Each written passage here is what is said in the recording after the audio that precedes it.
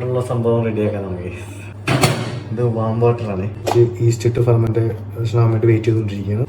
അപ്പോൾ കഴിഞ്ഞ പ്രാവശ്യം നമ്മൾ ബീഫ് വെച്ചിട്ടാണ് ഉണ്ടാക്കിയത്. അപ്പോൾ ഇപ്രാവശ്യം നമുക്ക് പോർക്ക് വെച്ച് ഉണ്ടാക്കാം.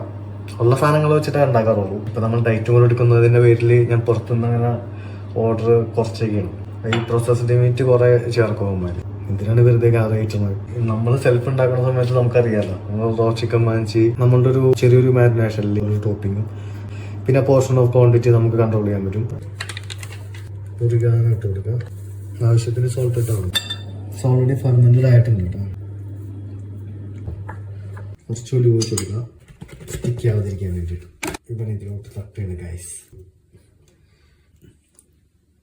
ദെൻ ഓക്കെ, ഫ്രിഡ്ജിലൊന്നും വെക്കണ്ട, നമ്മൾ ഈ റൂം ടെമ്പറേച്ചറിൽ വെച്ചാൽ മതി. ഞാൻ ഈ ഓവനകത്ത് കയറ്റി വെച്ചിട്ട് പോകും. ഫാറ്റേ ഇതിനെ കുരുക്കണം. ഈ സാധനം കളയാനുള്ള ശ്രമത്തിലാണ്. എന്നിട്ടാണ് ഈ പിസയൊക്കെ ഉണ്ടാക്കിക്കൊണ്ടിരിക്കുന്നത്. Nothing to worry. Once a week വെച്ച് നേരിച്ച് ഒന്നും സംഭവിക്കാൻ പോയില്ല എന്നാണ് എൻ്റെ ഒരു വിശ്വാസം. ചീച്ചു മാറും. Hi morning. ഇതൊരു സൈസ് ആയിട്ടുണ്ട് കേട്ടോ. അത് ഫെർമെൻറ്റേഷനൊക്കെ നന്നായിട്ടുണ്ട്. ടോപ്പിങ്ങിന് വേണ്ടിയിട്ടേ മോസറെല്ലാം കുറച്ച് എടുത്ത് വെച്ചിട്ടുണ്ട്. പോർക്ക് ആണ്. അപ്പോൾ 2 സ്ലൈസ് പോർക്ക് ഉണ്ട്, അതിൻ്റെ റെഡ് ബെല്ലി പെപ്പർ, പിന്നെ ഒരു പോർഷൻ ടൊമാറ്റോ സ്ലൈസ് ഉണ്ട്, ഓണിയൻ റൗണ്ടിൽ കട്ട് ചെയ്ത് വെച്ചിട്ടുണ്ട്, ഒരു ഭംഗിക്കിരികളെ. അപ്പോൾ ഇത് വെച്ച് നമുക്ക് ടോപ്പിങ്. ആദ്യം നമുക്ക് ഈ പോർക്ക് ഒന്ന് സെറ്റ് ചെയ്തെടുക്കാം. പോർക്ക് സ്ലൈസ് ആണ്.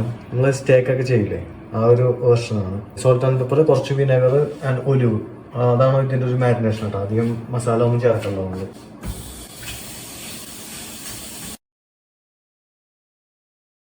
ഇത് കണ്ടോനെ ഇവിടെ സെറ്റാക്കാം. സോ ഇത് ഹോം മെയ്ഡാണ് കേട്ടോ. ഞാനിവിടെ പ്രിപ്പയർ ചെയ്ത് നേരത്തെ വെച്ചിരുന്ന വെച്ചാണ്.